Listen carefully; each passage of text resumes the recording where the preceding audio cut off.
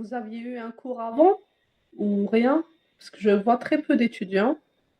On est seulement à 9, donc 6 étudiants. Un TP, d'accord. Bon, je ne sais pas, on va essayer d'attendre 2, 3 minutes parce que 6 étudiants, c'est un peu.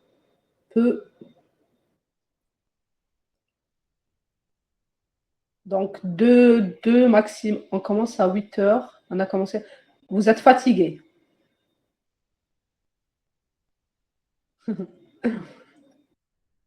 Bon, ما بقاش قد اللي فات Yasmine. Il reste juste 7 heures et après vous allez vous reposer. Et demain, ça sera journée libre. Donc, essayez de faire cet effort.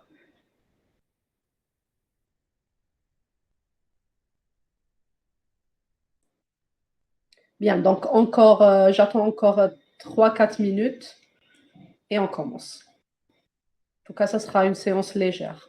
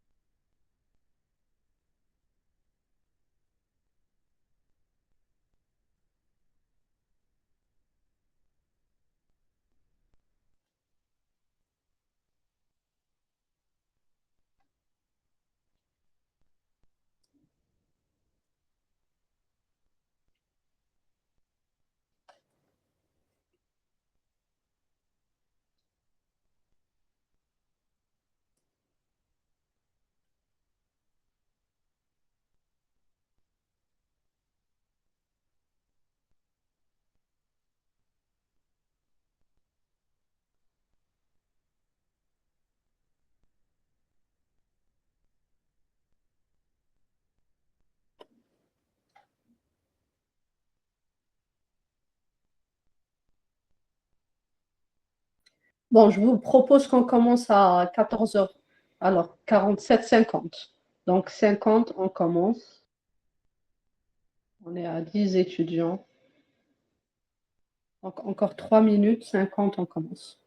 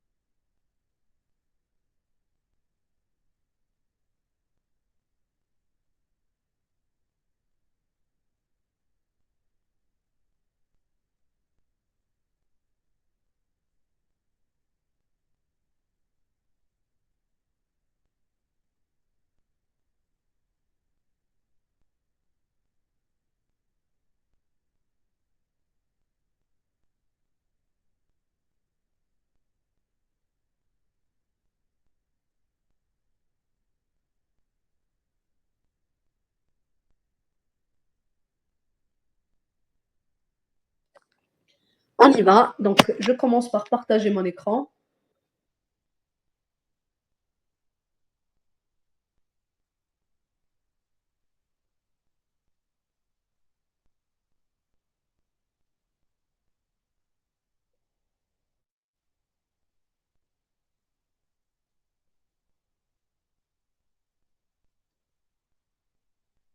Alors, donc, vous avez déjà le TP sur le Drive. C'est le TP4. Et c'est ce qu'on va voir aujourd'hui. Vous vous rappelez qu'à la séance passée, on avait parlé de régularisation. Et à quoi servait notre régularisation, si vous vous rappelez? Pourquoi on utilise une régularisation à notre régression linéaire, à notre régression logistique, à notre équation normale? Quel est l'intérêt d'utiliser une régularisation?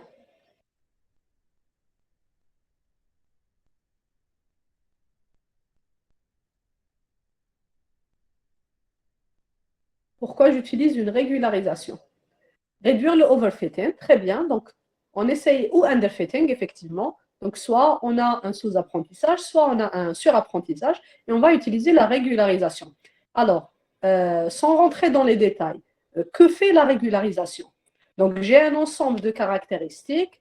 Je vais me baser sur ces caractéristiques pour séparer mes données, ou bien pour dessiner une ligne qui va prévoir une régression linéaire sur mes données, sur la base de mes données. Et que va faire la régularisation à partir de ces données?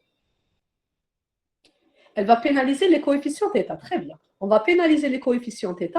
On va essayer de réduire le poids qu'ont les paramètres θ à nous dessiner notre ligne ou notre plan, notre hyperplan ou même notre fonction hyperbolique. Fonction hyperbolique ou fonction polynomiale, donc le graphe de notre fonction polynomiale, ce qu'on va voir justement aujourd'hui. Très bien.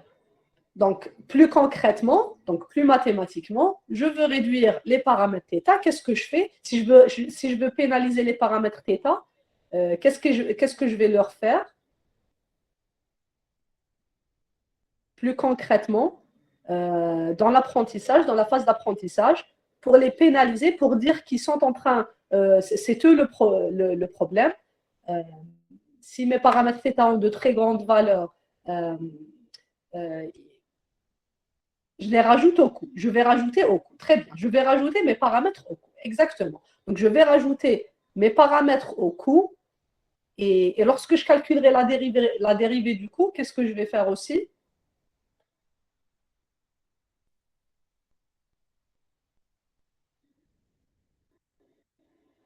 Donc, à mon paramètre, je vais réduire la valeur de ce paramètre multipliée par le coefficient de régularisation. Donc, effectivement, si je veux pénaliser des coefficients, donc l'idée générale,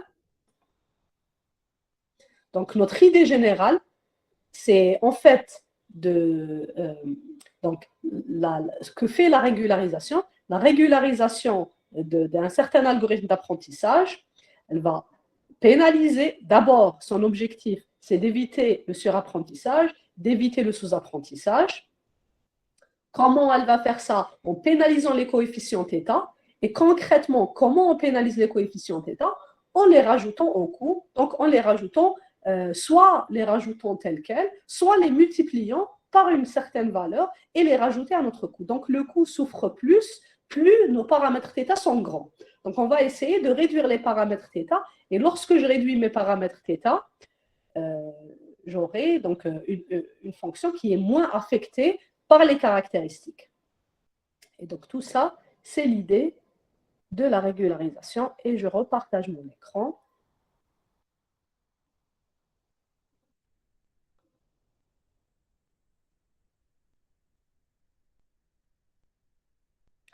Et je continue. Donc pour ce TP, on voudrait voir en action le terme de régularisation et les paramètres le paramètre de régularisation, notre lambda, et voir son effet sur un problème de régression logistique. Et vous vous rappelez, dans le cours, on avait essayé d'imaginer de nouvelles caractéristiques et on avait dit, voilà, pour ces nouvelles caractéristiques qui sont qui vont être élevées à une certaine puissance. Donc, on cherchera à avoir une fonction non pas linéaire, mais une fonction polynomiale, quadratique ou polynomiale, pour essayer de mieux représenter nos données. C'est justement exactement le cas sur lequel on va tomber dans ce TP, étant donné que nos données ne sont pas linéairement séparables. Comment je sais que mes données ne sont pas linéairement séparables? Bien sûr, il y a des méthodes mathématiques pour chercher si les données sont linéairement séparables. Mais pour ce TP, on ne va pas rentrer dans ce détail, mais on va juste observer nos données. D'abord, on rencontre nos données. Nos données sont deux caractéristiques et notre output, c'est une classe. Donc, on est sur un problème de régression logistique, on est sur un problème de classification. Les deux caractéristiques représentent un test, un certain test sur un produit. La deuxième caractéristique, c'est un deuxième test sur un produit. Et notre Y, c'est est-ce que oui ou non, je vais commercialiser mon produit. Donc, selon le test que j'ai obtenu. Donc, on aura les données, donc, comme d'habitude, sur un fichier CSV. Alors, il faut ici changer. Donc, même, je pense, pour les TP précédents, il faudra changer dtype de int vers float, parce que sinon, je pense que vous aurez quelques problèmes dans la fonction du coup logistique. La fonction logistique, du coup, la fonction logarithme, du coup, pardon, pour la régression logistique. Donc, essayez ici de changer le type vers float. Ici, à la base, je dois le changer en réel parce que mes valeurs sont réelles. Donc, la caractéristique x1 et la caractéristique x2 sont des valeurs signées réelles. Donc, je leur donne un type réel pour l'ensemble de données. J'ai 118 et 3. Donc, 118, c'est quoi? Ça, vous le savez. 118 représente quoi? Le nombre d'exemples d'exemples. Very good. D'exemples. Le nombre d'exemples dans notre ensemble de données. Donc, le nombre d'exemples. Et 3, il représente quoi?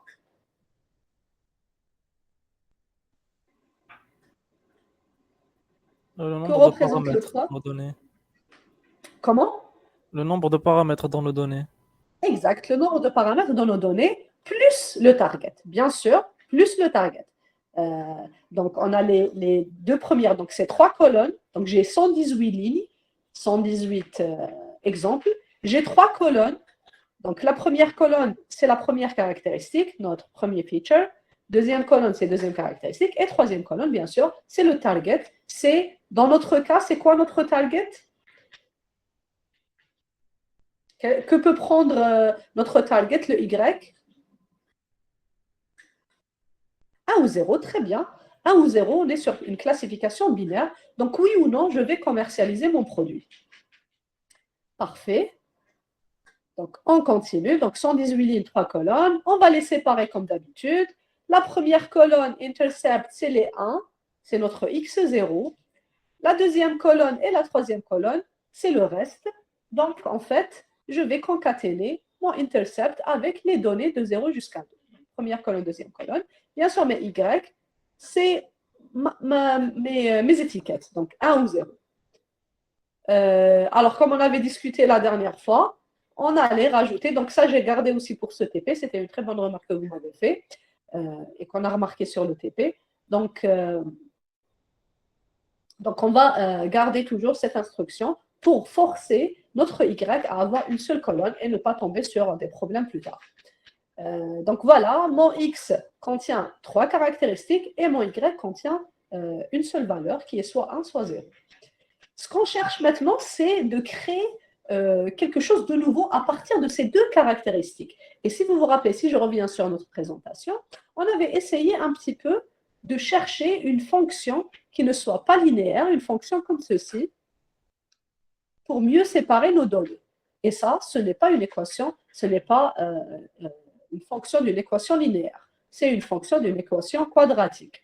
Et ça, c'est une fonction polynomiale, donc quelque chose qui a une puissance plus grande. Et c'est ce qu'on va essayer de faire avec nos données.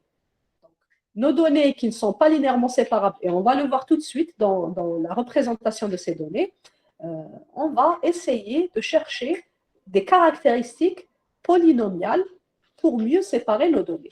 au lieu de tomber sur une ligne qui ne va pas du tout séparer les données. Donc, les nouvelles caractéristiques qu'on va chercher, la première va être toujours égale à 1, donc c'est notre intercept, notre biais, donc notre x0. Notre x1 qui va rester le x1, x2 qui va rester le x2, x3 commence à s'intéresser au polynôme. Donc x3, je vais prendre x1 au carré, x4, ça va être x1 fois x2, x5, ça va être x2 au carré, j'élève encore la puissance, donc x6, ça va être x1 au cube, x7, ça va être x1 au carré fois x2, x8, x1 fois x2 au carré, x9, x2 puissance, au cube, puissance 3, et ainsi de suite. Donc, en fait, ce qu'on va essayer de faire sur notre ensemble de données, c'est de choisir un certain degré et de construire un polynôme qui a ce degré.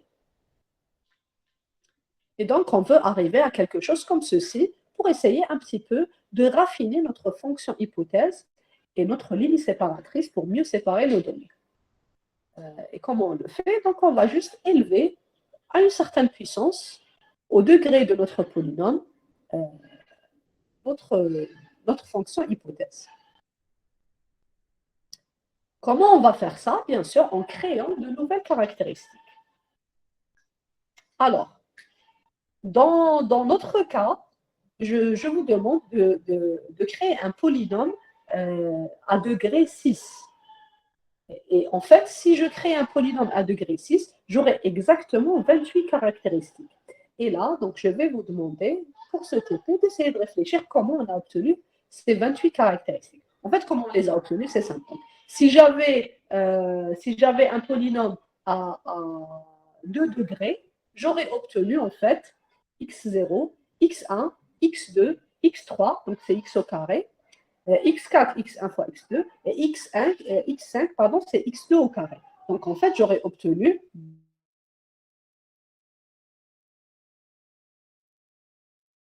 2, 4, 6 caractéristiques. Donc ceci, si j'ai un polynôme de degré 3, j'ai créé 6 caractéristiques.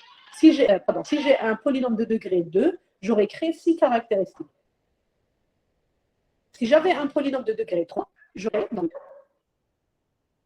jusqu'à la puissance 3, donc x à la puissance 3, donc 2, 4, 6, 8 et 10. Donc en fait, si c'était un 3, j'aurais eu 9 caractéristiques. Je l'ai élevé à la puissance 6, donc en fait, j'ai 28 caractéristiques.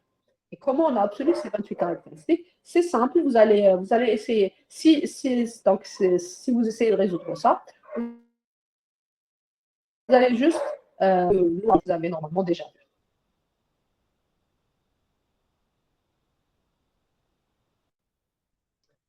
Et en caractéristique à partir du polynôme, en fait, c'est pour créer justement ce polynôme. Et vous savez que lorsque je crée un tableau, une matrice en utilisant Array, en utilisant une matrice de NumPy, j'ai obligatoirement besoin de définir le nombre de lignes et le nombre de colonnes de ma matrice.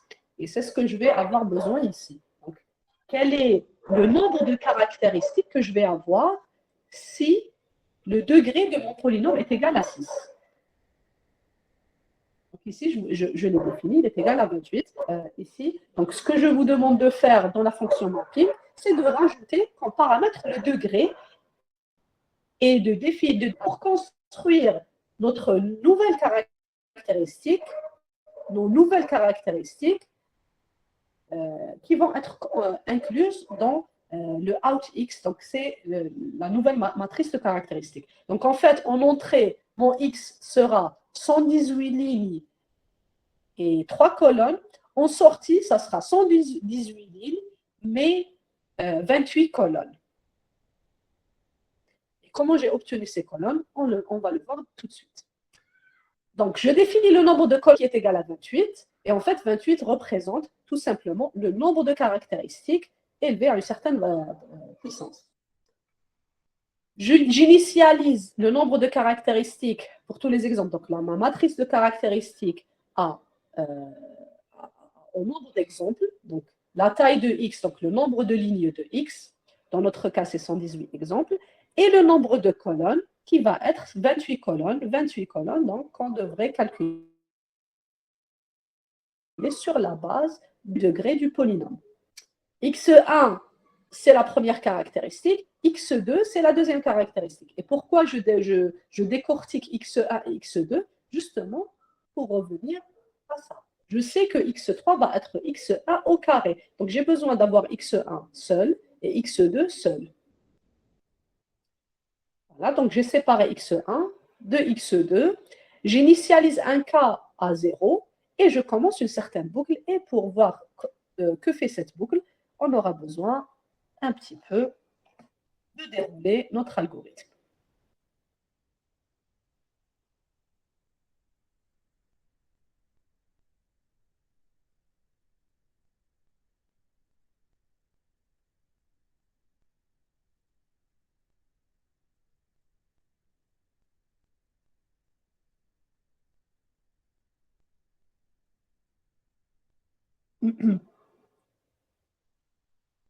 Bon, rappelons que x1, donc je vais prendre un petit exemple.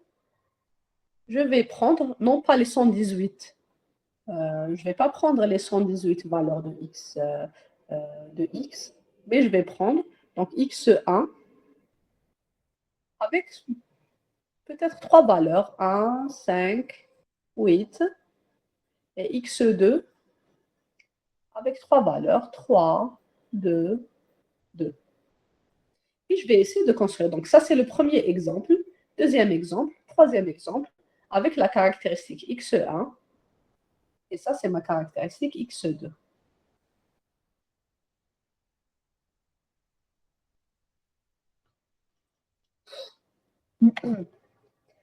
Et on va essayer de créer notre polynôme. Donc pour i allant de 0 jusqu'au nombre de degrés, donc mes nombres de degrés, j'ai défini que c'était 7. Pourquoi c'est 7? Parce qu'en fait, dans une boucle for, dans Python, on s'arrête à n-1. Donc, ça sera jusqu'à degré moins 1. Donc, en fait, je commence de 0 jusqu'à 6. Et c'est ce que je veux, c'est un polynôme de puissance 6, degré 6. Donc, j'ai défini, donc, je commence. Première itération, i est égal à 0. Je rentre dans la deuxième boucle. J est égal de 0 jusqu'à i plus 1. Donc, J, la première fois, est égal à 0. Ce que je fais à l'intérieur, je vais définir mon outx de toutes les lignes, la colonne K. K, je l'ai initialisé à 0. Donc, ici, mon K est égal à 0. Donc, mon K est égal à 0. X out, donc out de X, que je vais retourner. Sa première valeur va être la première. Donc, tout ce vecteur va être ce vecteur à la puissance, donc x1, le premier vecteur, à la puissance i moins j. Alors, mon i est égal à 0, donc ça va être égal à 0 moins 0. Donc, 0 moins 0, c'est 0. Donc, c'est 1 multiplié par x2 à la puissance j. J aussi, c'est 0. Donc, en fait, ma première colonne va être des 1. 1, 1 et 1. Dans mon x out. Je continue. J jusqu'à i plus 1. I plus 1 est égal à 1. Et moi, je m'arrête à n moins 1. Donc, je sors de la deuxième boucle et je reviens sur la première boucle. Maintenant, i est égal à 1. I égale 1. Donc, ce que je vais faire, je rentre. D'abord, j est égal à 0. Donc, en fait, ça va être x1 à la puissance 1. Donc, je reprends ma deuxième valeur. Et j est égal à 0. Donc, x2 à la puissance 0, c'est 1. Donc, je reprends mon x1 que je vais mettre à la deuxième colonne. 1, 5, 8.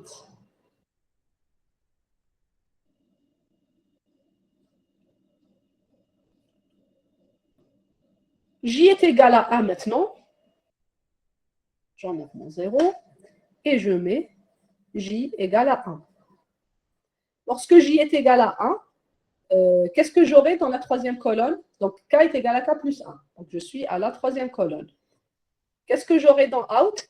J'aurai x1 à la puissance i moins j fois x2 à la puissance j. Donc, en fait, qu'est-ce que j'aurai pour le troisième vecteur? Qu'est-ce que j'aurai ici, à votre avis?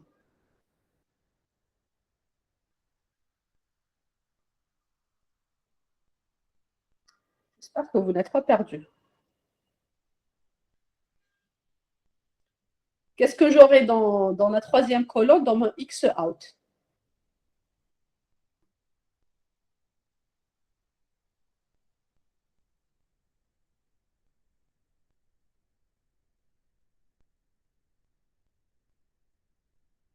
Hello.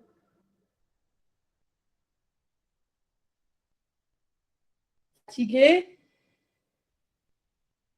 Je reprends. On est où?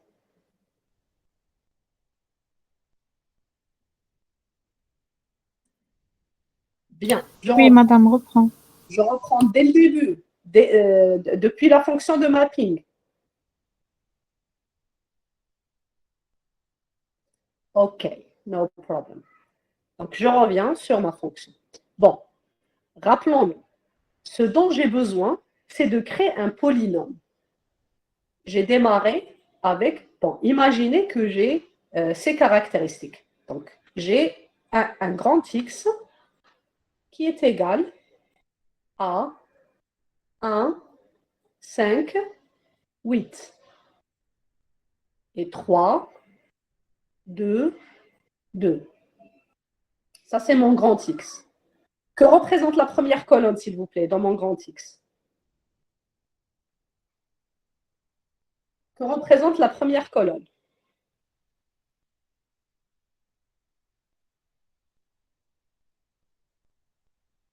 Très bien, ça représente les x1. Parfait. Que représente la deuxième colonne?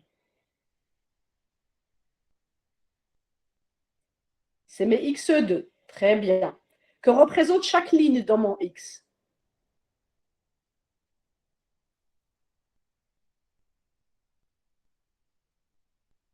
Chaque ligne dans mon x, c'est quoi? Chaque ligne, chaque ligne, chaque ligne. Ligne 1. Très bien, c'est les exemples. Donc, les caractéristiques, c'est x1 et x2. Les lignes, c'est les exemples. Donc, imaginez qu'on a une très, très simple base de données. Donc, un très simple ensemble de données sur lequel je veux faire un apprentissage. Je veux, donc, imaginez avec moi que j'ai quelque chose comme ceci. Donc, ça, c'est mon grand X. Et mon petit Y va être égal, on va dire, donc, mon Y. Mon Y va être égal à 1, 1 et 0. Que représente le Y? Que représente ce Y?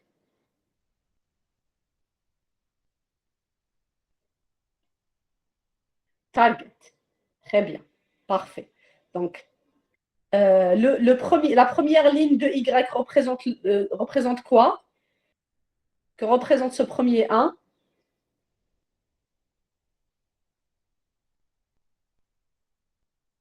Que veut dire ce premier 1? Le target de l'exemple 1. Donc, imaginez avec moi, très bien, on est d'accord. Le premier 1, c'est le target de l'exemple 1. Donc, en fait, si j'ai un produit qui a passé le test 1 avec un résultat de 1, qui a passé le test 2 avec un résultat de 3, donc ce produit, est-ce qu'il va être commercialisé, oui ou non? Oui, parfait, très bien, on est d'accord. Bien. Donc, ça, c'est pour le premier exemple. Deuxième exemple, le deuxième produit qui a passé le premier test avec un résultat de 5 et le deuxième test avec un résultat de 2, est-ce qu'il va être commercialisé, oui ou non? Oui aussi. Et le troisième exemple, le produit qui a eu 8 pour le premier test et 2 pour le deuxième test ne va pas être commercialisé. Très bien. Jusqu'ici, on est bien, on est d'accord. Donc, ça, c'est une petite base de données. Et ce qu'on voudrait faire, on voudrait dessiner une ligne séparatrice ou une fonction séparatrice. Pour le moment, on a envie d'éviter la ligne. On veut quelque chose de plus compliqué. Pourquoi? Parce que les données ne sont pas linéairement séparables. Donc, si par exemple, je dessine ça, donc x1, x2, et j'ai 1, 3. Donc 1 avec 3. Voici le premier point. J'ai 2, 5.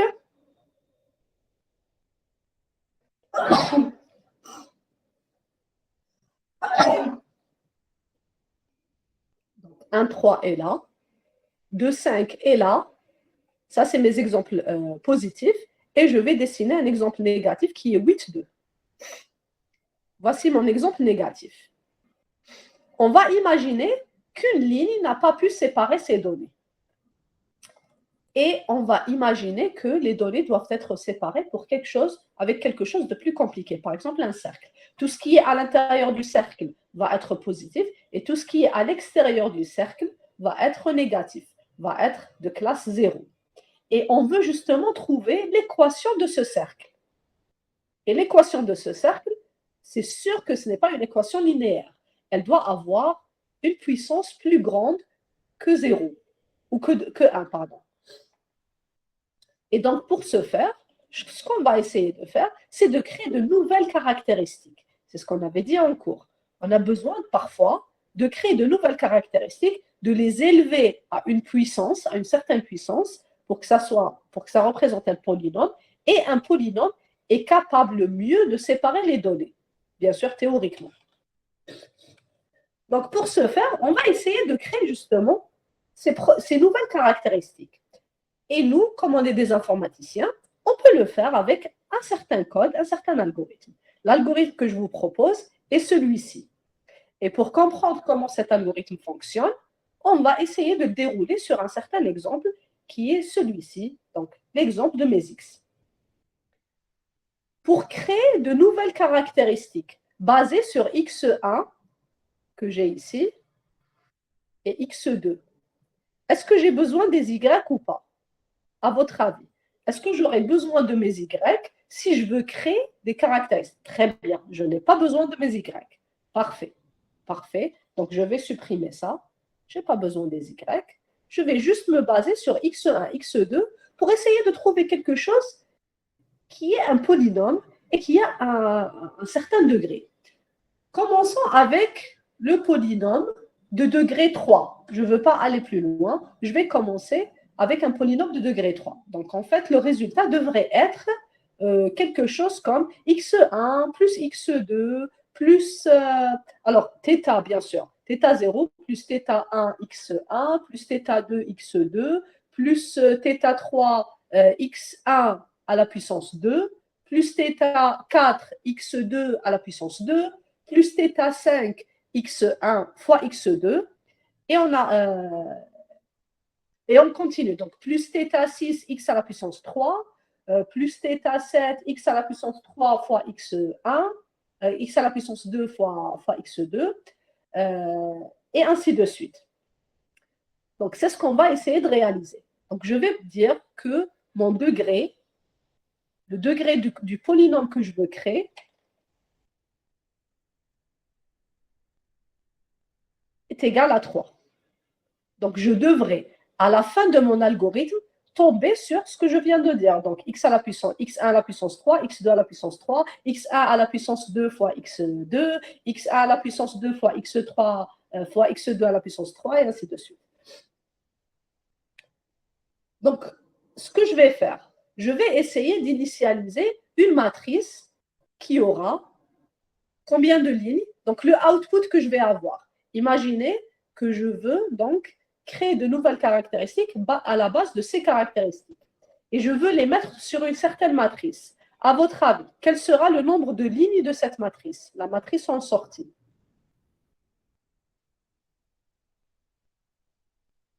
J'aurai combien de lignes? Donc, je vais l'appeler, très bien, très bien. Donc, xout, je vais appeler ça xout. Et xout va avoir 3 lignes. 1, 2, 3, parce que j'ai 3 exemples. Combien de colonnes maintenant? À votre avis, combien de colonnes je vais avoir si j'ai 5? Est-ce que c'est 5? Est-ce que vous êtes sûr que c'est 5? Je ne vais pas vous répondre. On va essayer de dérouler notre algorithme et voir si c'est effectivement 5. Donc, pour le moment, je ne dis rien. Je sais juste que Xout va avoir 3 lignes. Ça, c'est sûr. Le nombre de colonnes va dépendre de mes nombres de caractéristiques. Et n'oubliez pas que je dois rajouter aussi mon x0 qui est égal à 1 partout. Je reviens sur mon algorithme et on essaie de dérouler ensemble notre algorithme. Notre algorithme nous dit, allez, on va initialiser notre Xout à des 1 avec le nombre de lignes de X. C'est ce qu'on a fait. Donc, on s'était dit que le out va être 3 lignes. Et le nombre de colonnes, ça, je vous ai dit qu'on devrait le trouver plus tard avec une certaine formule probabiliste. X1 est égal à la première colonne de X et X2 est égal à la deuxième colonne de X. Est-ce que c'est ce qu'on a fait? Oui. Voici notre X1. Donc, ça, c'est mon X1. Et ça, c'est mon X2. J'ai juste pris X de X, j'ai pris le X1 et j'ai pris le X2 que j'ai mis dans des vecteurs séparés. Ensuite, que me demande de faire mon algorithme? Il me demande de faire une boucle qui va boucler de 0 jusqu'au nombre de degrés de mon polynôme. Dans notre cas, de 0 jusqu'à 3.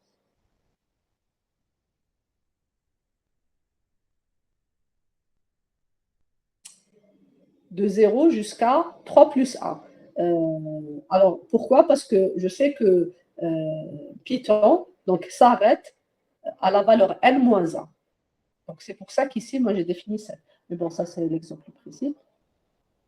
Donc, ma première boucle me dit que i va aller de 0 jusqu'à 3, étant donné que mon polynôme est égal, mon polynôme va être élevé à la puissance 3. Et mon j va aller de 0 jusqu'à i plus 1. On va essayer de suivre ça. Donc, pour la première itération, j'aurai donc i égale 0 et j allant de 0 jusqu'à i plus 1.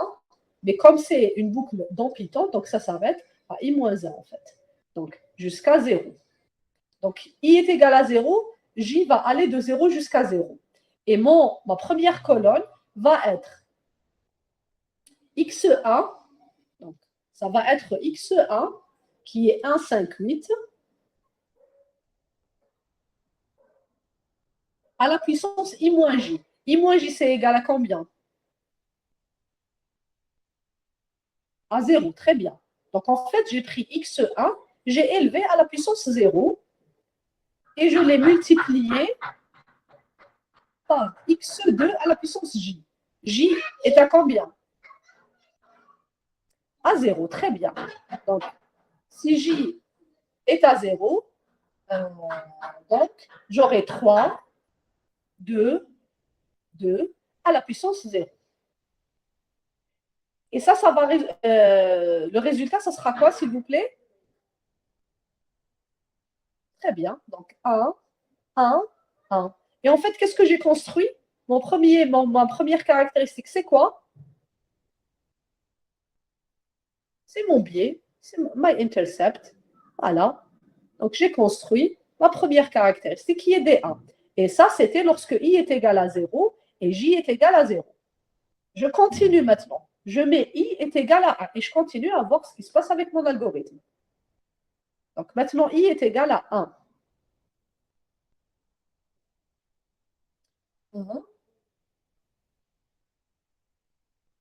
Et j va boucler de 0 jusqu'à 1. Donc, en fait, j'aurai j est égal à 0 et j égale à 1. N'oublions pas que j'ai incrémenté l'indice, l'indice de la colonne. Je commence avec i est égal à 1 et j égale à 0. Donc, qu'est-ce que j'aurai? J'aurai mon x1 à la puissance i moins j, donc à la puissance 1. Donc, je vais prendre mon x1, 1, 5, 8, à la puissance I moins J. I moins J égale à combien, s'il vous plaît? À 1, très bien. Que je vais multiplier par mon x2 qui est égal à 3, 2, 2, à la puissance combien? À la puissance J. J est égal à combien?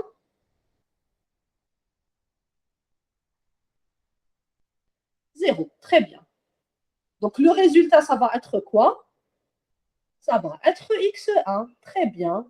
Ça, c'est mon x1. Donc, ça, c'est un 1. Et ça, c'est mon x1. Donc, en fait, si je mets mes résultats ici,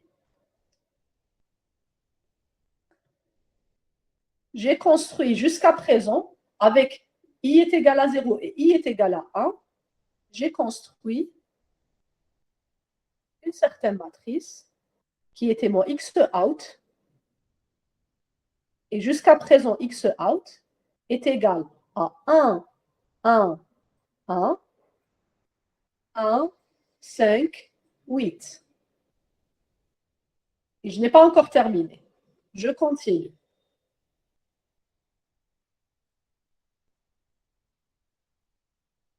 Maintenant, j est égal à 1. J est égal à 1, donc je reviens. Je prends, donc ça me dit x1 à la puissance i moins j. x1, c'est 1, 5, 8. I moins j est égal à combien? Donc, i est égal à 1, j est égal à 1. Donc, i moins j est égal à combien? 0. Donc, c'est le premier vecteur à la puissance 0 multiplié par le deuxième vecteur à la puissance combien? À la puissance 1. Donc, c'est C2. Très bien. Donc, 3, 2, 2. Parfait. Donc, ça, c'est à la puissance 1. J est égal à 1, donc c'est à la puissance 1. Donc, je vais le mettre dans ma matrice. Donc, 1, 2, 2. 1, 2, 2. Parfait. I est égal à 1 et de J allant de 0 jusqu'à I, ça, on a terminé. Donc, je termine cette partie et j'incrémente mon I. La deuxième boucle est achevée. Je reviens vers le I et maintenant, I est égal à 2. J, je ne sais pas encore. J va aller de 0 jusqu'à 2. Donc, I égale à 2 maintenant. Du moment que I est égal à 2, et je sais que la deuxième boucle me dit que J va aller de 0 jusqu'à I. Bon, le I plus 1, ça c'est juste par rapport à Python. Hein. Donc, de 0 jusqu'à I, donc J est égal à 0, J est égal à 2, 1, et J est égal à 2. Très bien, ça commence à s'éclaircir. Hein. Maintenant, la prochaine valeur va être x1 au carré. Très bien, c'est ça. Mais on va le dérouler ensemble. Donc, I est égal à 2. Je suis à I est égal à 2. Donc, j'entre dans ma deuxième boucle. J est égal à 0. Première valeur, I est égal à 2, J est égal à 0. Donc, en fait, je prends mon x1. 1, 5, 8. À la puissance I moins J. Donc, I moins J, c'est combien? I moins J, c'est combien? C'est 2. Donc, c'est x1 à la puissance 2 multiplié par x2 à la puissance j. x2, c'est 3, 2, 2. J est égal à combien, s'il vous plaît? Première itération de la deuxième boucle est égale à 0. Très bien. Très bien. Donc, voici mon x, ma troisième caractéristique. Donc, j'ai incrémenté le cas, vous vous rappelez. Donc, la valeur que je trouve ici, donc ça, c'est un 1. Donc, j'enlève. Donc, en fait, c'est x1 au carré. Et donc, je vais la mettre ici. Donc, 1, 5, 8. Mais bien sûr, au carré. Donc, 1 au carré, 5 au carré et 8 au carré. Je continue. Donc, ça, c'est en fait ma quatrième caractéristique. Vous vous rappelez, j'avais deux caractéristiques. J'ai rajouté le biais et maintenant, je suis en train de rajouter les termes de mon polynôme. Et c'est mes caractéristiques à une certaine puissance. Tout à fait. Donc, tout ce qu'on est en train de faire, c'est juste générer, si je reviens à notre leçon, c'est générer ce polynôme. Donc, x à la puissance 2, x1 à la puissance 2, x1 à la puissance 3, et je lui donne une valeur du polynôme, le degré du polynôme. Et pourquoi je fais ça? Encore une fois, je fais ça parce que la fonction linéaire ne m'a pas convaincu. La fonction linéaire n'était pas une bonne fonction pour séparer mes données. Donc, je veux un peu compliquer les choses, je veux un peu aller vers une fonction plus sophistiquée, qui est une fonction polynomiale. Et bien sûr, je lui donne le degré du polynôme. Alors, ce n'est pas un degré 7. Pour nous, dans l'algorithme, c'est polynôme de degré 6. Attention, j'ai mis un 7 à cause de Python, parce que Python s'arrête à n-1. Vous vous rappelez, lorsque j'ai une boucle for, la boucle for va aller de 0 jusqu'à n-1. Et donc, pour m'arrêter au degré numéro 6, je dois mettre 7. Vous êtes d'accord?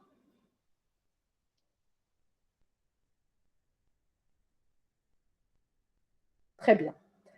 Donc, on continue un petit peu. On continue. On va essayer de continuer, s'il vous plaît, même si vous avez compris. On va essayer de se concentrer un petit peu pour terminer jusqu'au 3e degré. Et on continue sur notre TP. Donc, tout ça, vous l'avez bien compris, c'est juste pour préparer notre polynôme. Donc, j'ai terminé avec i est égal à 2. Maintenant, j'avance. Je n'ai pas terminé avec i est égal à 2. J'ai terminé avec i égale à 2 et j égale 0. Maintenant, i est égal à 2 et j est égal à 1. Donc, j'aurai, bien sûr, moins x1, 1, 5, 8. Très bien, c'est x1 fois x2. Donc, c'est x1, 1, 5, 8 à la puissance i moins j. I moins j est égal à combien? I moins j égale à combien, s'il vous plaît? Égal à 1, très bien. Donc, à la puissance 1 fois j, qui est aussi égal à 1. Donc, je suis à cette itération. Donc, je suis à 3, 2, 2. Donc, x1, x2. Donc, x1 multiplié par x2. Donc, en fait, ce que j'aurai ici, c'est 1 fois 1, 5 fois 2 et 8 fois 2. Et là, j'aurai donc ma 5e caractéristique. Donc, ça, c'est mon x5, mon nouveau x5. Mon nouveau x5 qui est égal à x1 fois x2. Je vais chercher maintenant mon x6.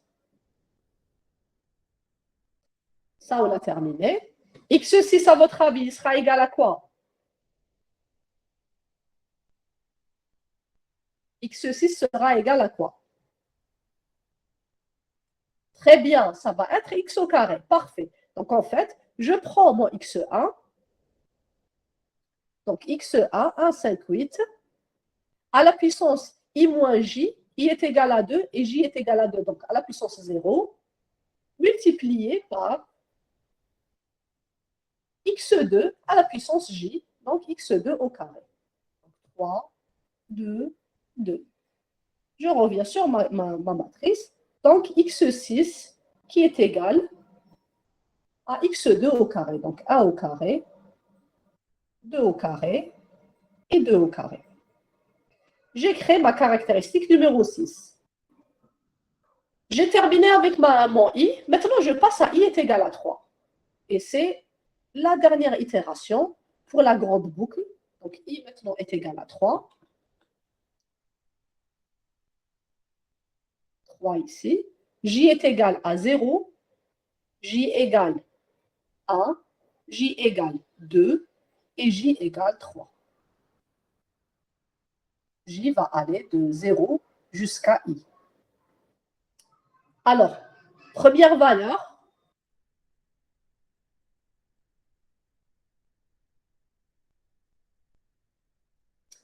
Première valeur, donc je prends, comme d'habitude, mon x, et je reviens sur mon algorithme, bien sûr. Alors, mon x1, 1, 5, 8, 1, 5, 8, va être à la puissance combien, s'il vous plaît? Donc, i est égal à 3, je commence par j est égal à 0, x1 cube. Très bien, donc x1 cube. x2 va être à la puissance combien? 0. Très bien, donc ça va être 1. Et je reviens sur ma matrice out et j'aurai donc 1 à la puissance 3, 5 à la puissance 3 et 8 à la puissance 3. Et ça, c'est mon x7. Bien, on continue. x8 maintenant, j'enlève ça. Alors, x8 va être quoi à votre avis?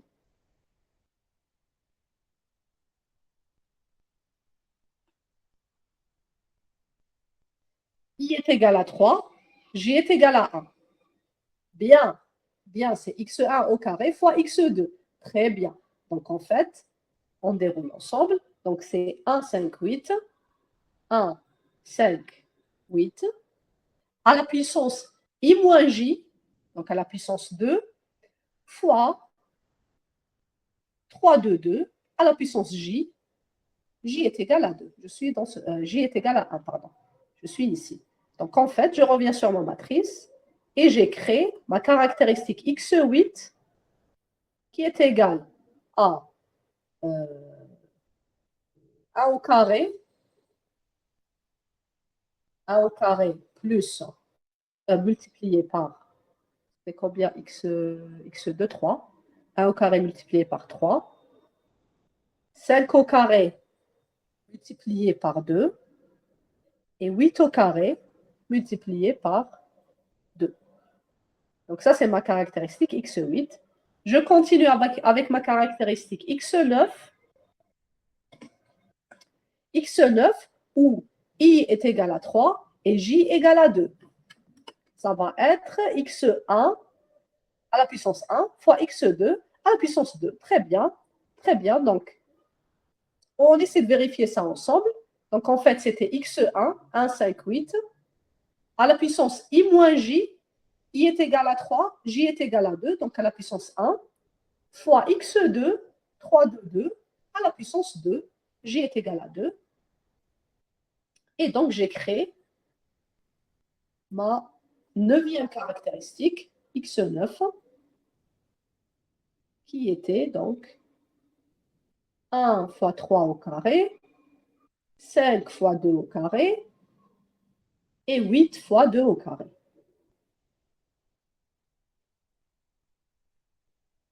Dernière valeur, ma dernière caractéristique, mon x9, mon x10.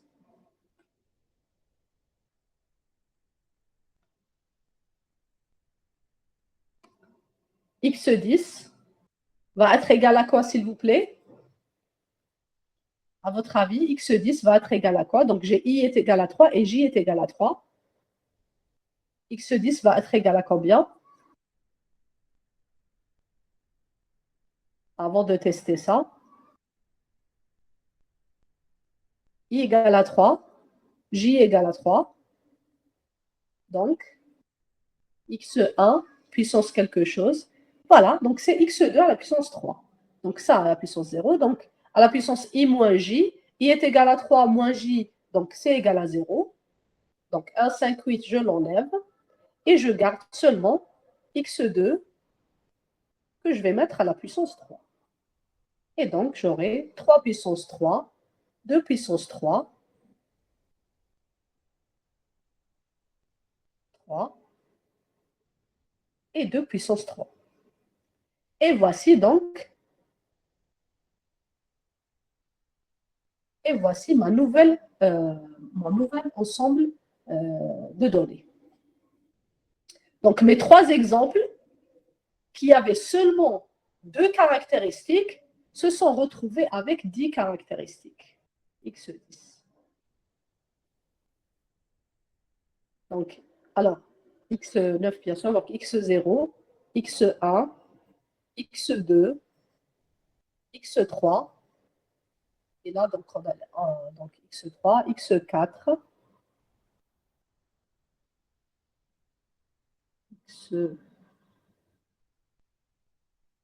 x4, x5, x6, x7 et x8. Normalement, on a 8. 8 ou 9.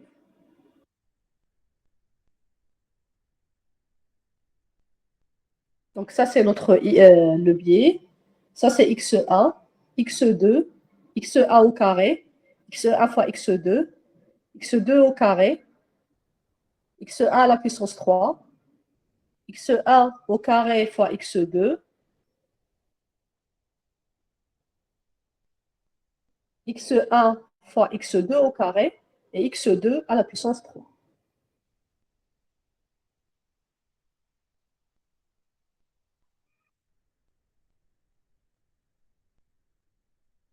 Jusqu'à x9 normalement. Donc, j'ai loupé quelque chose.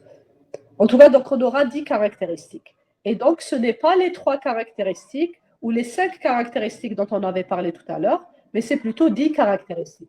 Et justement, ça, vous allez essayer de comprendre, à partir d'un degré donné, combien de termes je vais obtenir si j'ai 2 caractéristiques. Et en fait, ça peut marcher sur n'importe quelle caractéristique si vous trouvez la formule probabiliste pour trouver ça. J'ai l'impression que je n'ai plus de connexion sur ma machine. Une minute.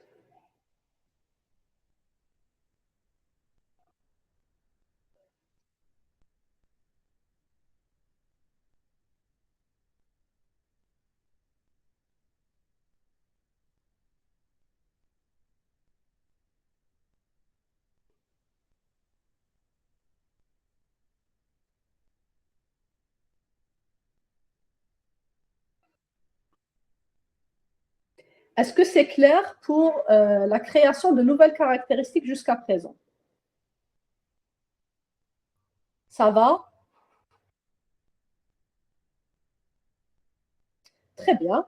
Donc jusqu'ici, tout ce qu'on a fait, parfait. Donc jusqu'ici, tout ce qu'on a fait, c'était juste essayer de revenir vers un polynôme. Au lieu d'avoir une fonction linéaire, on a juste élevé la puissance de nos caractéristiques pour avoir une fonction polynomiale.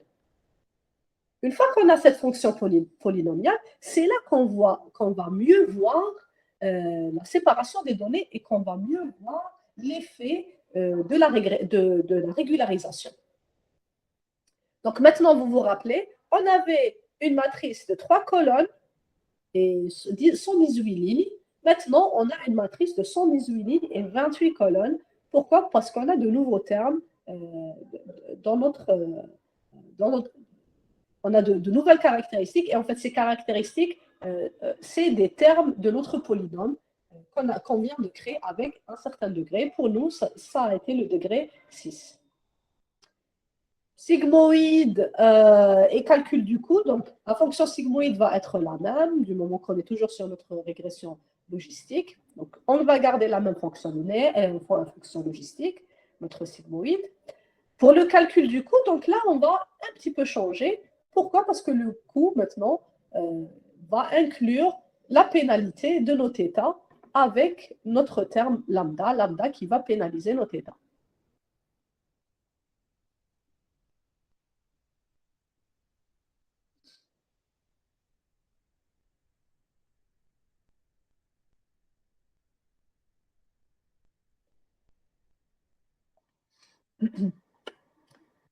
Donc, compute cost regression.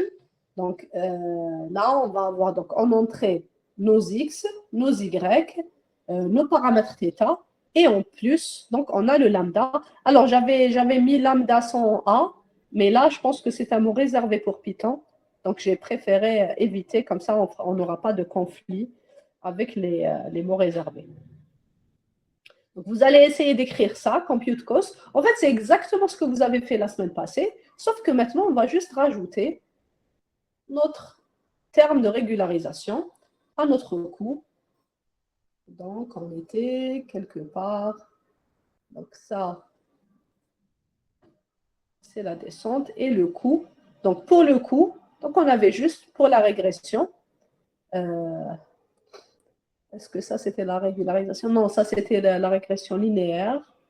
Mais c'est exactement la même chose. Hein. Donc, on va juste rajouter pour le coût lambda, qui est le terme de régularisation, multiplié par la totalité de nos paramètres de θ0 de θ1 jusqu'à θn. Bien sûr, on avait dit que θ0 n'avait pas besoin de régularisation, étant donné que x0, c'est des 1, ça n'affecte pas du tout, ça n'affecte pas trop notre fonction hypothèse. Donc, pour le coût de la régression, est-ce que je l'ai écrit? Voilà. Donc, pour le coût de la régression, la même chose. Donc, on va juste rajouter la somme de nos θ et multiplier par lambda divisé sur 2m. Pourquoi? Donc, parce que pour la régression logistique, vous vous rappelez qu'on avait divisé par 1 sur m, étant donné qu'on va utiliser le logarithme à l'intérieur de la fonction du cumul du coût. Donc, le logarithme de l'hypothèse et le logarithme de 1 moins l'hypothèse au lieu de directement utiliser l'hypothèse. Voilà, donc vous allez essayer d'utiliser exactement ce que vous avez fait la semaine passée. Vous allez juste rajouter lambda multiplié par vos paramètres que vous allez mettre dans le coût. Et pour la descente du gradient, donc la même chose, on va juste changer. On va juste changer ça. Donc, on va juste rajouter cette partie. Donc, au lieu de soustraire la dérivée du coût de notre paramètre θj, on va multiplier notre paramètre θj par le terme de régularisation, qui est 1 moins alpha fois lambda sur m. Et ça, on l'avait vu donc la séance passée. Qu'est-ce qu'on avait d'intéressant à voir aussi? On a besoin de voir donc la descente du gradient. Donc tout ça, vous connaissez normalement déjà. Donc on va faire l'appel.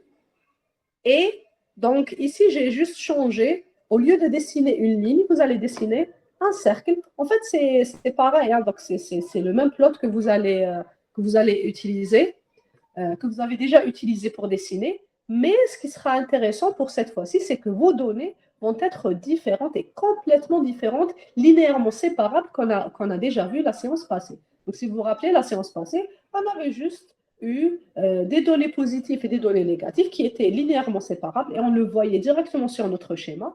On voyait les exemples positifs en haut du schéma et les exemples négatifs en bas. Mais pour ces données, donc cet ensemble de données, regardez donc la distribution de nos observations. Alors, les cercles, c'est les exemples positifs. Les crosses, normalement, c'est les exemples négatifs. Est-ce que c'est ça? Oui. Donc, y est égal à 0, donc c'est le x. Et vous voyez qu'ici, si je dessine une ligne, elle sera, la régression logistique sera très médiocre. Il y a beaucoup plus de partage, effectivement. Donc, vous voyez qu'on aura un très gros problème si on utilisait seulement une ligne, donc une fonction linéaire. Et si on ne veut pas utiliser de fonction linéaire, l'idéal, ça serait justement d'utiliser une fonction hyperbolique, une fonction polynomiale. Ah, pardon. Je repartage.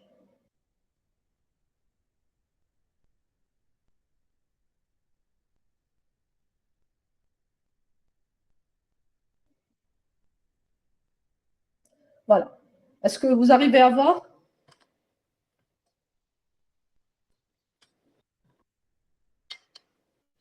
Parfait. Très bien.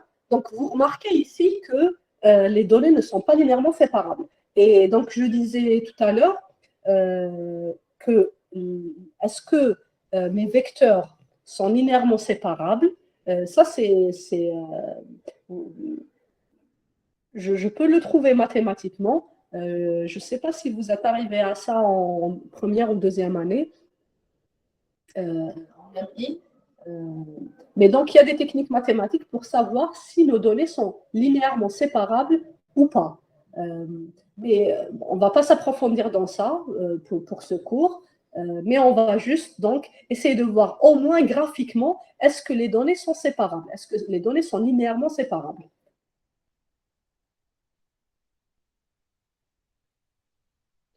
plt.legend.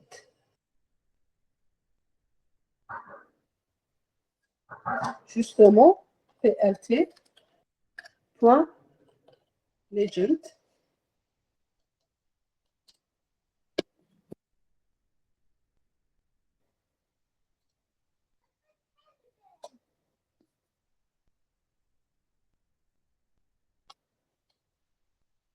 Après, plt label. Ok, donc si je fais ça, est-ce que ça va marcher?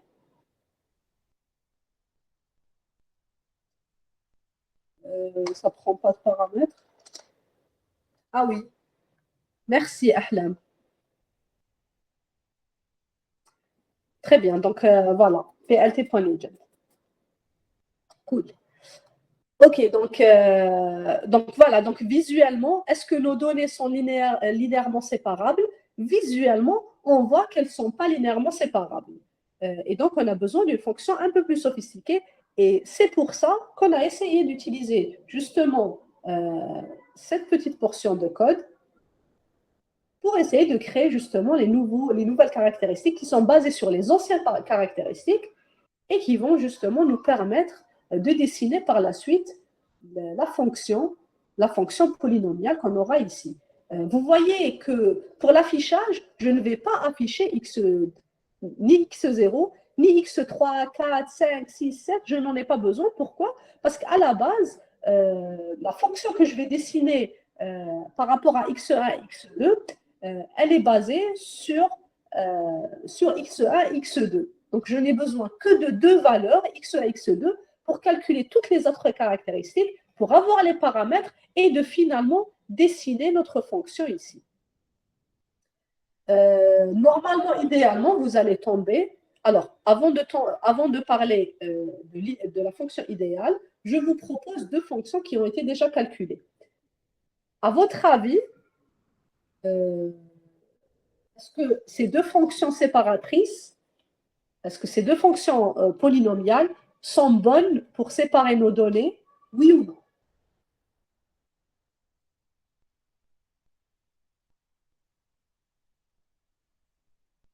Je vous informe que la ligne verte, c'est la ligne séparatrice.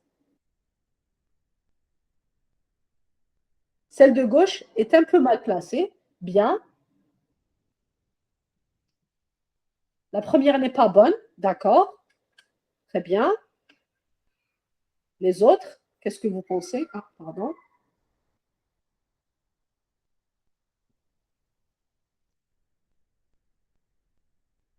Parce que je n'arrive pas à voir vos commentaires.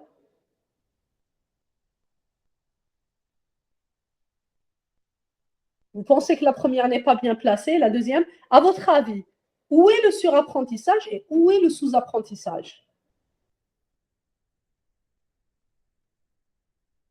Le deuxième graphe est plus juste. Moi, je vous dis aussi qu'il y a une qui a un surapprentissage et une autre qui a un surapprentissage. La droite overfitting, très bien. La droite overfitting, la gauche underfitting. J'espère que vous n'avez pas lu sur le titre. Mais vous avez raison. Donc, la droite, c'est un overfitting et la gauche, c'est un underfitting. C'est un sous-apprentissage et c'est un surapprentissage ici. Vous voyez que la fonction a essayé de séparer au mieux les données, au mieux. Mais en fait, si j'ai une nouvelle observation, donc j'aurai un problème. La fonction est beaucoup trop compliquée et je peux avoir des surprises si j'ai, par exemple, des observations de ce côté-là. Donc, mes nouvelles observations, si elles étaient là, elles seraient considérées comme exemples positifs, alors qu'en réalité, ce ne sont pas des exemples positifs. Et inversement ici, donc la fonction qu'on a dessinée ici, vous voyez qu'elle n'arrive pas trop à jumeler les données qui sont de même classe. Et donc, le overfitting, est-ce qu'il arrive lorsque la valeur du terme de régularisation est grand ou bien petit? Quand est-ce que j'ai un surapprentissage? Est-ce que lorsque lambda est grand ou bien petit? Très bien. Lorsque lambda est petit, j'ai un surapprentissage. Parce que lorsque lambda est petit et se rapproche de 0, je suis en train de revenir à la régression classique, sans régularisation. Et donc, je suis toujours en train de dessiner ma fonction en fonction de toutes mes caractéristiques. Quelle que soit la caractéristique, je ne suis pas en train de réduire la valeur de mes caractéristiques. Donc, toutes mes caractéristiques sont importantes pour calculer le coût, pour calculer la dérivée et pour définir les paramètres θ. Donc, effectivement, lorsque notre lambda se rapproche de 0, je vais tomber sur du surapprentissage. Et lorsque mon lambda commence à être grand, qu'est-ce que je suis en train de faire?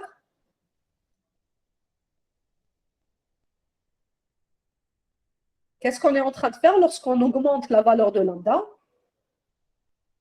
Qu'est-ce qu'on est en train de dire à notre modèle?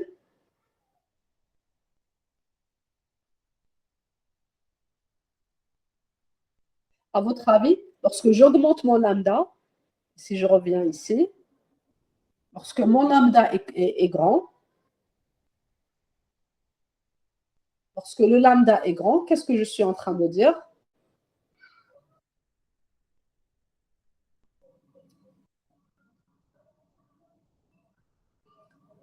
Est-ce qu'on réduit le rayon du cercle? Pas forcément. On n'est pas forcément en train de réduire le rayon du cercle.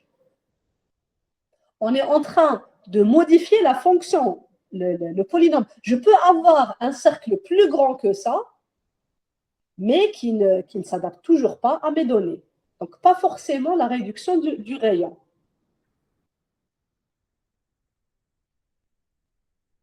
On supprime plus. En fait, si vous remarquez ici, je ne suis en train de rien supprimer. On ne supprime la régularisation, ne supprime pas les caractéristiques. Elle est juste en train de pénaliser les valeurs de θ. C'est-à-dire que le coût ne va pas se baser uniquement sur θ. S'il y a underfitting, donc on pénalise plus.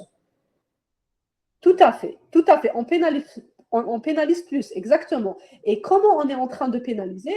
En disant à notre modèle, écoutez, modèle de régression, on veut que vous vous adaptiez aux données, mais pas à 100%. Donc, on veut un petit peu que vous soyez libre dans le choix de votre forme, dans le choix du rayon si vous êtes un cercle, ou dans toute la forme que vous êtes en train de nous créer, dans tout le graphique que vous êtes en train de nous créer. Donc, en fait, on n'est pas en train de supprimer certaines caractéristiques et d'autres non. C'est pas ça. On est en train de rajouter du poids ou de diminuer à toutes les caractéristiques en même temps.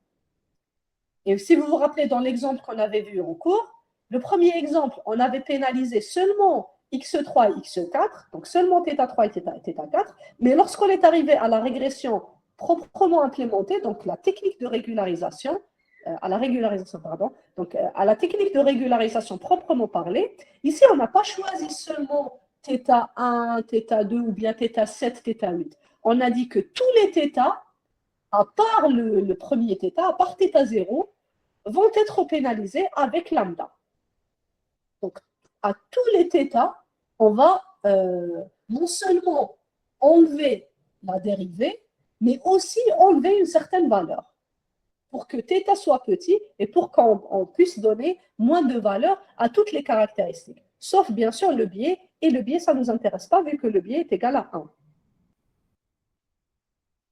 Donc, lorsque je suis sur un underfitting, lorsque je suis sur un sous-apprentissage, pour toutes les caractéristiques, je suis en train de leur enlever un petit peu leur poids. Et pour le surapprentissage, au contraire, je me dis que toutes mes caractéristiques de tous mes exemples dans mon ensemble d'entraînement sont importants pour définir ma fonction de régression. Et donc, ma fonction de régression va s'adapter exactement à toutes mes données d'apprentissage. Et donc, c'est ce que fait ma régularisation. La régularisation, ce qu'elle va essayer de faire, elle va essayer de trouver un compromis entre ne pas se baser sur les données d'apprentissage et se baser trop sur les données d'apprentissage. Donc, essayez de trouver une fonction qui va au mieux représenter les données sans être fermée sur seulement les données qu'elle a apprises. Et en fait, ça, essayez de voir ça comme une méthode de raisonnement, comme une méthode d'apprentissage. On dit souvent que si vous avez des a priori et que vous êtes en train d'apprendre quelque chose de nouveau, vous allez toujours être restreint avec ce que vous avez déjà appris. Alors que si vous effacez ce que vous avez appris juste au moment de votre nouvel apprentissage, vous allez apprendre de nouvelles choses et ne pas être influencé par ce que vous avez déjà appris. Donc la régularisation, ce qu'elle essaie de faire, c'est un petit peu de ne pas focaliser le modèle sur tout ce qu'il vient de voir et qu'il soit vraiment fermé sur ces données, mais essayer de lui laisser la chance pour que lorsqu'il va passer à des données qu'il n'a jamais vues, à des nouvelles données qui ne faisaient pas partie de l'ensemble d'apprentissage, il va essayer de mieux généraliser. Pourquoi? Parce qu'il n'a pas été un système fermé qui n'a appris que sur les exemples qu'il a déjà vus. Et mathématiquement, c'est ça. Je suis en train à mes paramètres θ, de ne pas seulement réduire la dérivée de mon paramètre, de mon coût par rapport à mon paramètre, mais soustraire la dérivée du coût par rapport à mon paramètre et aussi soustraire ce même paramètre multiplié par une valeur lambda, qui est le terme de régularisation. Ça va jusqu'ici?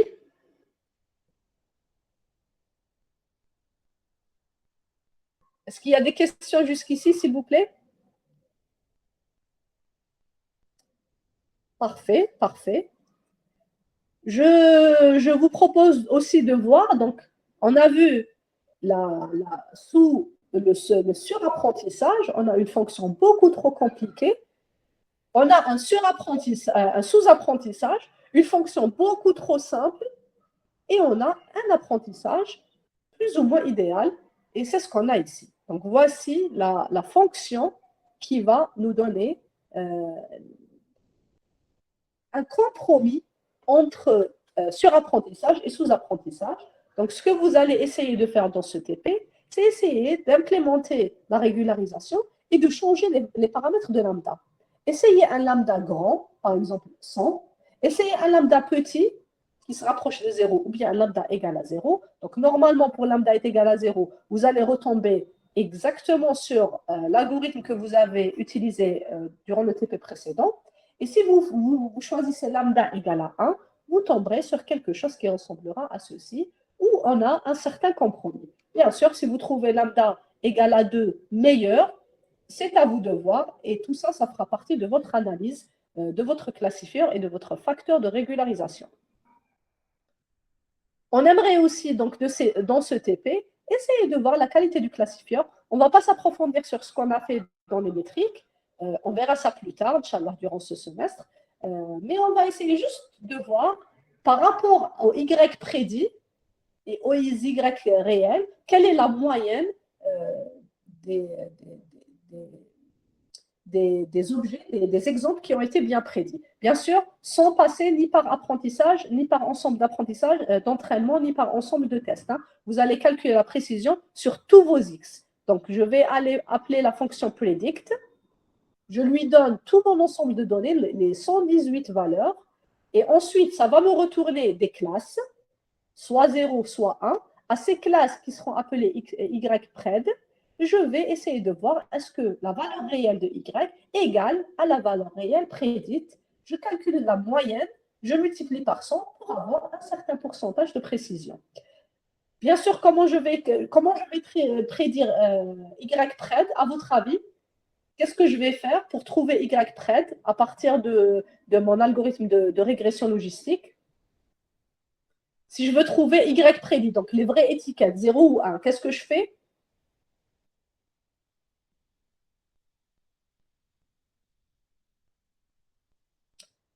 Je repose ma question. Donc, j'ai pris mes X, mon ensemble de données, je l'ai donné à mon algorithme de régression logistique. Mon algorithme de régression logistique me donne quoi en sortie?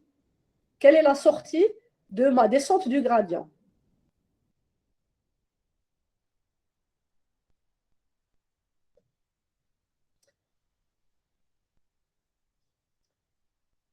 Des probabilités. Bien, des probabilités. Donc, la descente du gradient va me retourner des paramètres. Ces paramètres, je vais les utiliser par une multiplication matricielle pour avoir des probabilités. Et si je veux trouver Y prédite, pour un exemple donné, qu'est-ce que je fais?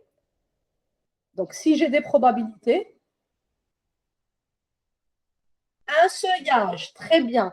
Yanis, ce n'est pas la plus grande probabilité. Attention, on va faire un seuillage. Je vais définir un seuil et je vais dire si c'est supérieur à ce seuil, c'est la classe 1. Si c'est inférieur à ce seuil, c'est la classe 0. Je ne prends pas automatiquement la plus grande valeur. Je peux avoir, si mon seuil est égal à 0,8, je vais dire que si, donc si j'ai 0,7 pour la classe 0 et 0,3 pour la classe 1, qu'est-ce que je suis en train de dire?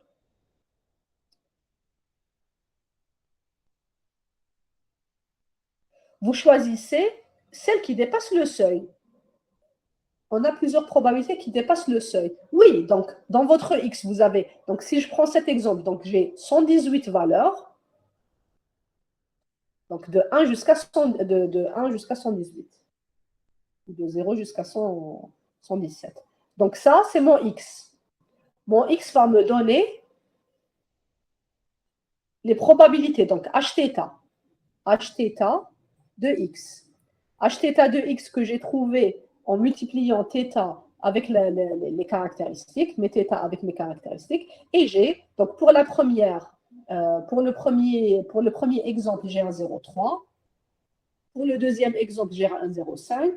Pour le troisième exemple, j'ai un 0,9, 0,01, etc. Donc ça, c'est Hθ, c'est un scalaire, on est d'accord que la sortie de ma fonction hypothèse, c'est un scalaire. Ce n'est pas un vecteur, c'est juste une valeur. À cette valeur, je vais définir un seuil. Donc, je vais dire que tout ce qui est supérieur à 0,5 va avoir la classe 1. Donc, en fait, Y prédit à partir de Hθ va être 0, 1, 1, 0, etc., etc. Si je définis le seuil comme étant 0,3, donc tout ce qui est supérieur à 0,3, c'est de classe 1. Donc en fait, j'aurai un 1 ici et je garderai le 0. Et ainsi de suite. Donc je ne choisis pas la plus grande probabilité. Ça, c'est tous mes exemples. Bien sûr, parce que chaque ligne représente quoi dans le résultat? Que représente chaque ligne ici? Ligne 1, ligne 3 jusqu'à ligne 118. Que représente chaque ligne, s'il vous plaît, dans mon hypothèse? D'un exemple, très bien. C'est un exemple. Bien, donc, ça c'est pour le premier exemple. Donc, je vais dire, quelle est la classe du premier exemple? Je définis un seuil et je vais aller voir est-ce que la probabilité retournée dans mon hypothèse est supérieure à seuil. Si oui, c'est la classe 1, sinon c'est la classe 0. Avec ça, donc j'aurai les vraies classes, j'aurai les classes prédites ainsi que les classes réelles que j'ai déjà dans mon Y. Donc ça, c'est mon Y. Et ça, c'est mon Y prédit qui est basé sur l'hypothèse. Y prédit. Donc, mon Y prédit, ce que je vais faire, je vais prendre la première valeur, moins la deuxième valeur. Non, pas moins. Donc, égal. Est-ce qu'elle est égale? Donc, 1 égale, si ça c'est un 1, donc ça c'est égal à 1. Donc, c'est une comparaison logique. Donc, c'est 1 ou 0. Si ça a été prédit comme 1, et dans la classe réelle, c'est un 0, donc 1 et 0, ça me donne 0. Et ainsi de suite, jusqu'à tous les exemples. Et ensuite, je fais la moyenne de tout ça. Je multiplierai par 100 et j'aurai le pourcentage de précision. Et c'est exactement ce que je vous propose de faire ici. Donc, je vais prendre Y égale à Y prédit, oui ou non. Donc, ça va me retourner une valeur booléenne. Et c'est un vecteur, vu que Y c'est un vecteur, Y prédit c'est un vecteur. Donc, j'aurai ce vecteur que vous voyez ici. Et pour ce vecteur, je vais calculer la moyenne que je vais multiplier par 100 pour trouver la moyenne de précision. Donc, la précision de notre fonction hypothèse, de notre fonction de régression logistique avec régularisation. Et vous pouvez ici aussi, donc normalement, si votre implémentation est correcte, vous devriez tomber environ sur un pourcentage de précision d'environ 85-86%. Vous pouvez modifier votre facteur de régularisation, votre lambda. Lambda égale 0, lambda égale 1, lambda égale 2, lambda égale 100. Essayez de voir la précision que vous aurez ici et quel est le meilleur lambda que vous allez choisir. Et ça, c'est une des techniques du choix du modèle. Ça va, c'est clair? Pas de questions?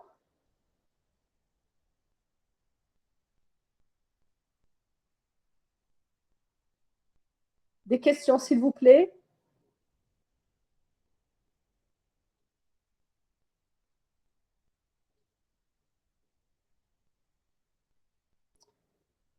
Très bien, donc je vous laisse le temps de voir à tête reposée ce code.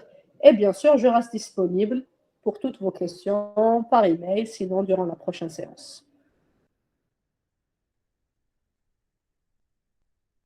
Très bien, parfait. Parfait, je vous remercie et je vous souhaite un bon repos et un bon week-end. Merci à vous aussi.